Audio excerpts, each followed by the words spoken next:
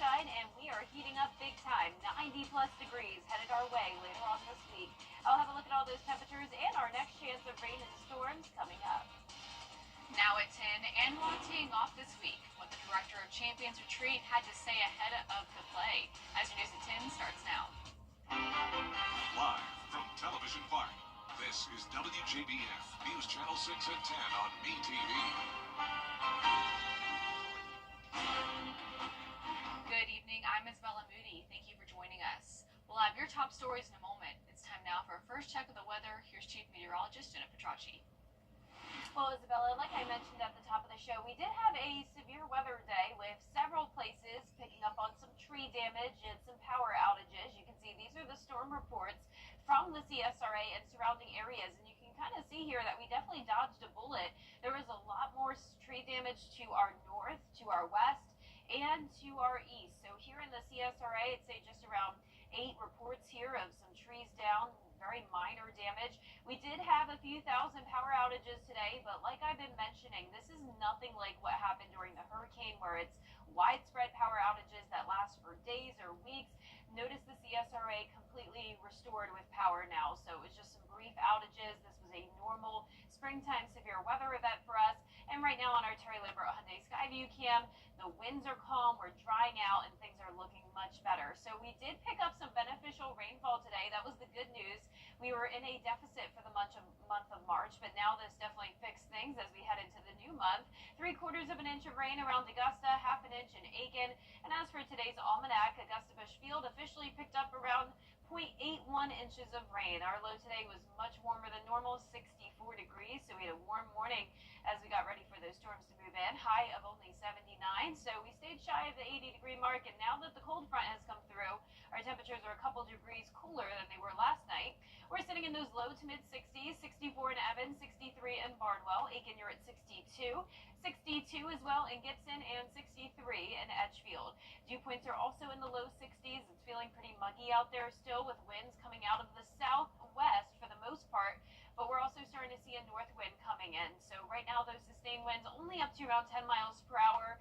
Still some gusts up to around 20. That's what we're seeing now in Aiken, 21 in Barnwell, and we still have some cloud cover. But the skies are starting to clear, and by tomorrow we'll have lots of sunshine as high pressure takes over once again. So for your morning planner, partly cloudy skies going down to around 53 at 8 a.m. with the sun coming out.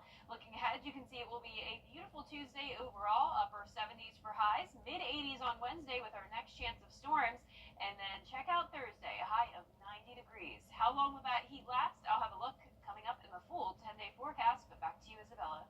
Thank you, Jenna.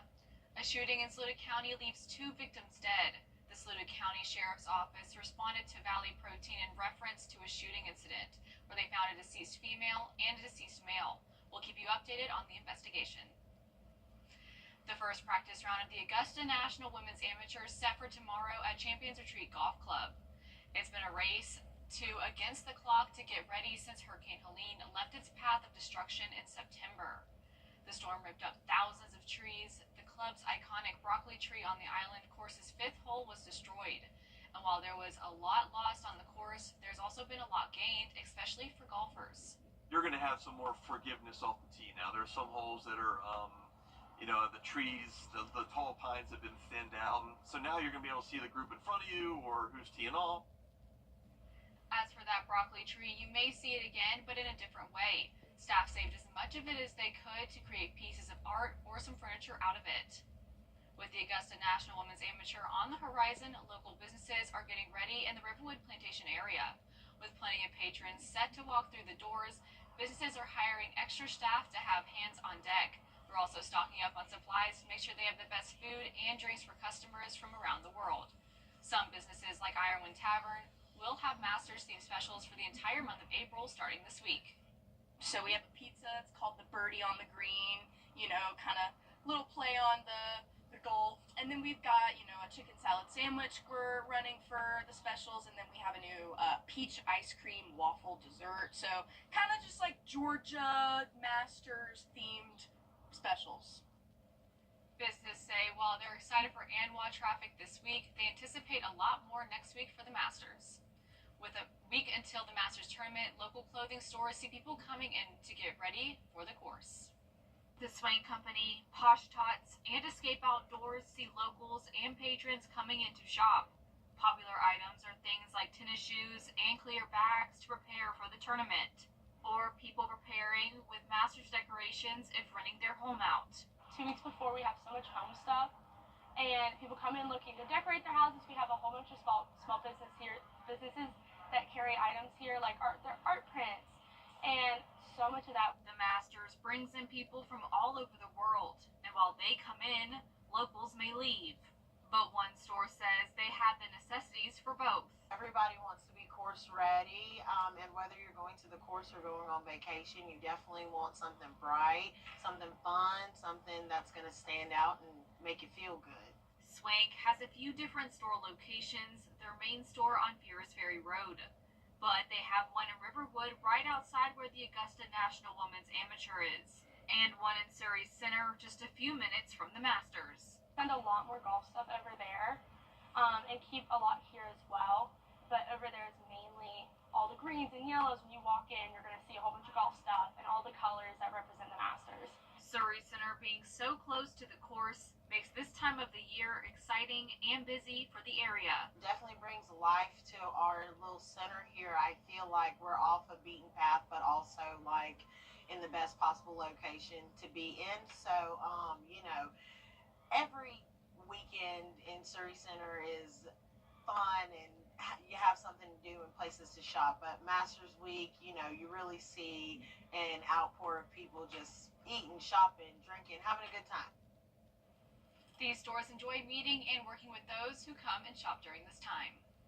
A bill in South Carolina State House is looking to give low-income students free school breakfast and lunches. Caroline Yaffa tells us how your child's school district could potentially qualify for this program. Currently in South Carolina, students living in poverty can access free or reduced meals at school. A bill would make the provision a permanent state law. The bipartisan bill says students who qualify for the National School Lunch Program can get free meals. Some of the criteria to qualify as a student in poverty is having Medicaid benefits, experiencing homelessness, or being in foster care. School districts can participate in the Community Eligibility Provision known as CEP. If more than 40% of students qualify in a school district, then the entire district could receive free school lunch. This school lunch provision has been in the state budget for the last 2 years. Now they've seen that it can work, that it has not caused disruptions to district operations or caused an unfunded mandate on districts. Last week, an amendment was made saying if the CEP is discontinued by federal action, then the requirement to participate in the program is suspended. In Columbia, Caroline Yaffa, WJBF News Channel 6. Tort reform or limiting excessive lawsuits is top priority for Georgia's governor. Earlier this month, this legislator passed a tort reform bill raising the standard for proving fault and making new rules for determining payouts. A companion bill passed the Senate last week that bars out of state third parties and foreign actors from investigating and litigation in Georgia. Listen, we win on almost every single sector, right? In the workforce, infrastructure, tax environment, we win on those. Where we lose is in the legal environment. And that's why the governor's made it such a priority this year to pass comprehensive civil lawsuit abuse, to get rid of frivolous lawsuits in the system. What we're finding is economic development now is shifting to the courts. Governor Kemp has vowed to sign both bills into law. And we're back to sunshine tomorrow as temperatures begin to heat up. We'll be in the 90s starting on Thursday, but next week brings cooler temperatures once we have another chance of rain and storms on Sunday. All those details right after the break. We built on down. Now, your most accurate forecast with WJBF Live 5/6.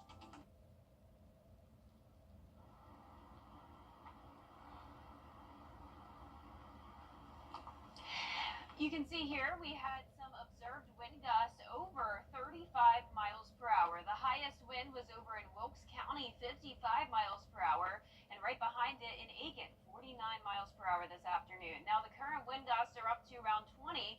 That's what we're seeing now in Aiken, 21 in Barnwell, so still a bit breezy as that cold front's pushing through.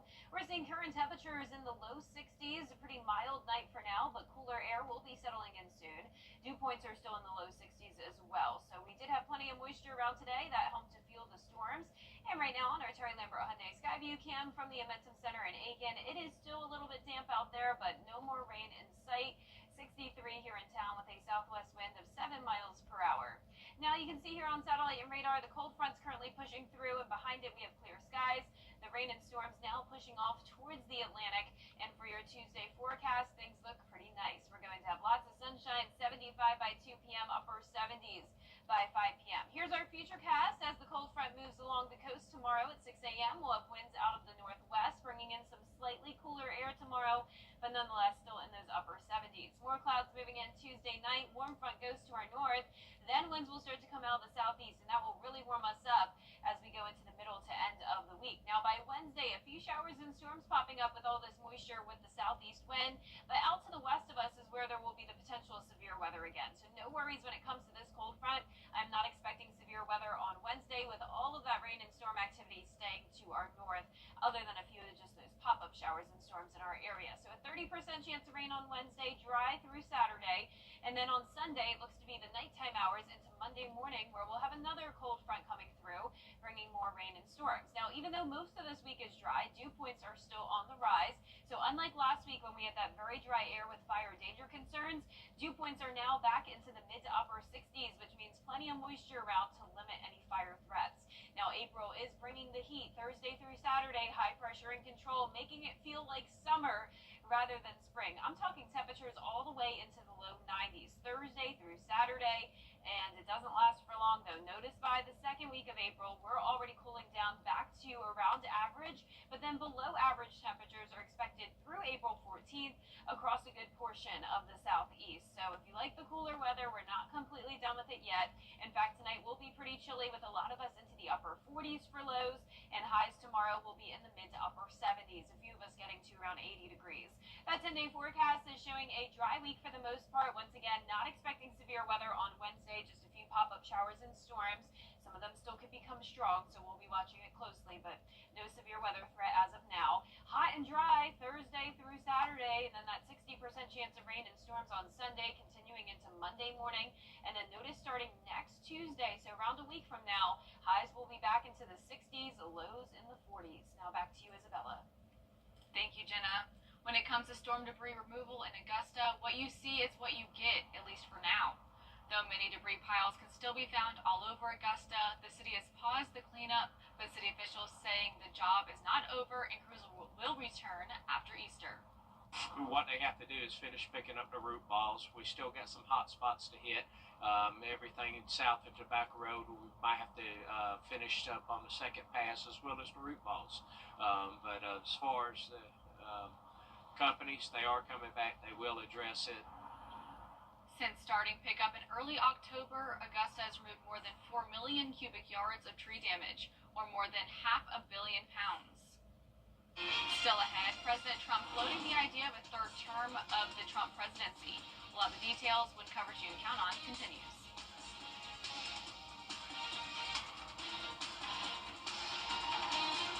Coming up next in sports, some of the annual golfers in town this week are spending their last day before hitting the links, helping young people learn about the game of golf with the Golf With Us Clinic.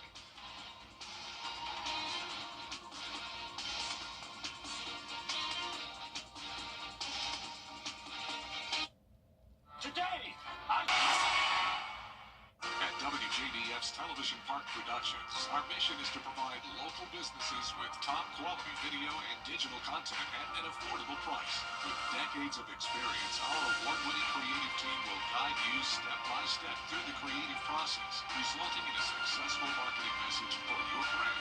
Over the years, we've helped hundreds of local businesses expand their voice. Visit WJBF.com/creative to find out how we can do the same for you.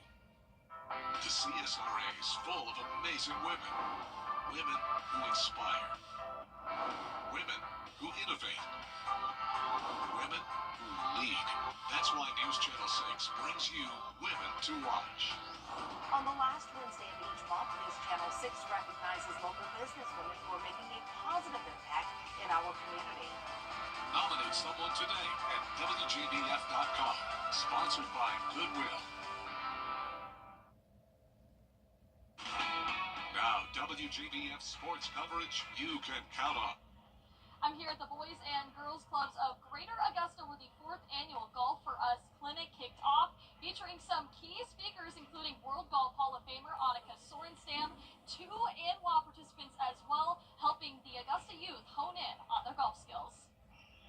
Golfers from Lakeside and Evans High Schools rotated around multiple stations. The goal is to work on the fundamentals, but also grow the mental side of the game.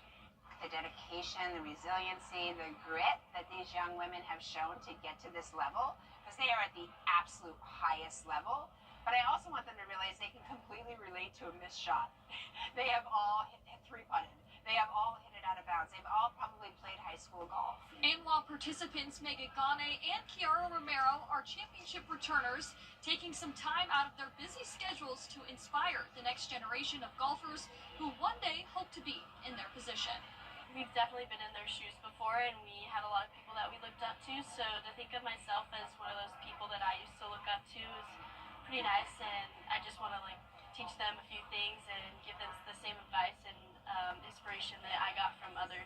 NCAA champion and Stanford University student Megan Gane gives the Augusta youth some words of encouragement on the sport that has given her everything. Taught me a lot about how to handle pressure and stress, and got me to play my dream school. So I think no matter what level you play golf at, it's a really cool sport to have and a skill that you should definitely try to pick up. So I hope that one of them walks away maybe just inspired to play golf.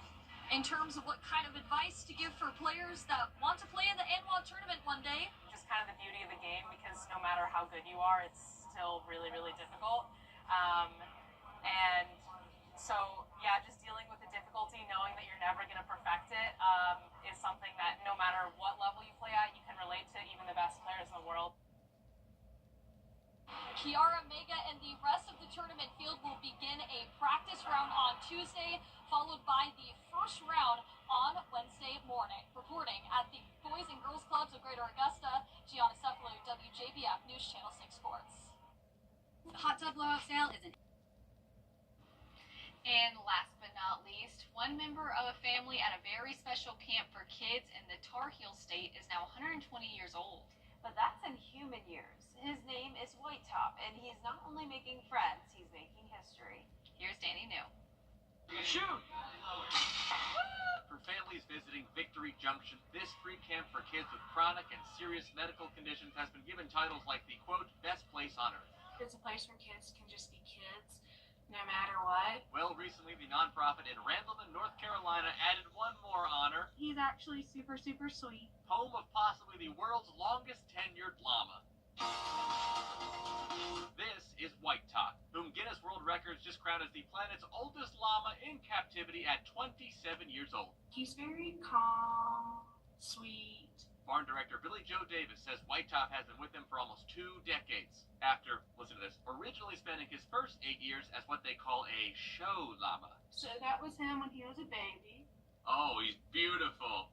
After his award-winning stint in showbiz, White Top has since become a pillar of the camp's therapy programs. Billy Joe says he provides what they call sensory input for kids when they get to come over and just pet him. If he's up and moving around, he generally will notice that the campers are coming towards him, and he typically will lay down for them, so they give him back scratches and get to see how calm he gets with them, and they just love it. For the record, and contrary to their reputation, Billy Joe says this llama has never spit on any camper. One person writes on Instagram, "All my homies love White Top." So with a llama's lifespan in the wild usually being about 20 years, one question remains. What is the secret to White Top's record-breaking longevity? We really believe it's the camper interactions. He truly loves his job. Oh, what a sweet little guy. I know, and I was thinking the same thing. He's interacting with all those kids, probably just love it. I know. I'm so glad he's living a long and happy life. Well, our forecast is showing really nice weather tomorrow for the first day of April. Lots of sunshine, and it's going to be warm with a high of 79. Then we go up to 86 on Wednesday with a 30% chance of a few showers and storms. Then on Thursday, Friday, and Saturday, highs right around 90 degrees. Lows are climbing into the low 60s. We'll have another cold front come through Sunday into Monday, and that will bring another chance of rain and storms, followed by a cool down for that second week of April. Highs back into the 60s and lows in the 40s. So a little bit of everything this week, Isabella. The The news continues at the top of the hour on News Channel 6 at 11. And Hogan's Heroes is next here on BTV. Have a great night.